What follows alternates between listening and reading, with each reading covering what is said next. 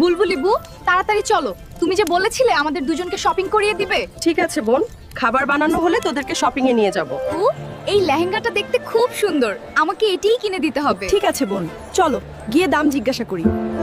কি রে ফকিন্নি, তোদের মতো গরিবদের সাহস হলো কি করে লাখ টাকার লেহেঙ্গার দাম জিজ্ঞেস করতে? এই লেহেঙ্গা শুধু ধনীদের জন্য, গরিবদের জন্য নয়। বের হয়ে যা। বোন কাঁদিস না, আজকে গরিব বলে আমাদের অপমান করলো। একদিন এই শপিং মলের সবচেয়ে দামি লেহেঙ্গা তোদেরকে কিনে দিব। বুলবুলির ওয়াদা রইলো। শুনুন শুনুন, কালকে হবে মহা প্রতিযোগিতা। পাহাড়ের উপর থেকে নিচে আসা 5000 কেজি ওজনের পাথরকে যে হাত দিয়ে থামাতে পারবে তাকে দেওয়া হবে পুরো 5 লাখ টাকা। গ্রামের নিব্বা বডি বিল্ডারও পারলো না ভারী পাথরকে ফিরাতে।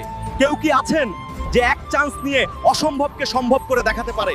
লেফারি সাহেব, আমি ফিরাবো এই পাথর। চাইলে আরো কিছু হোক, আমাকে যেভাবেই হোক বোনদের লেহেঙ্গা কিনে দিতেই হবে। আপনি কি প্রস্তুত? আমি প্রস্তুত, এটা আসছে।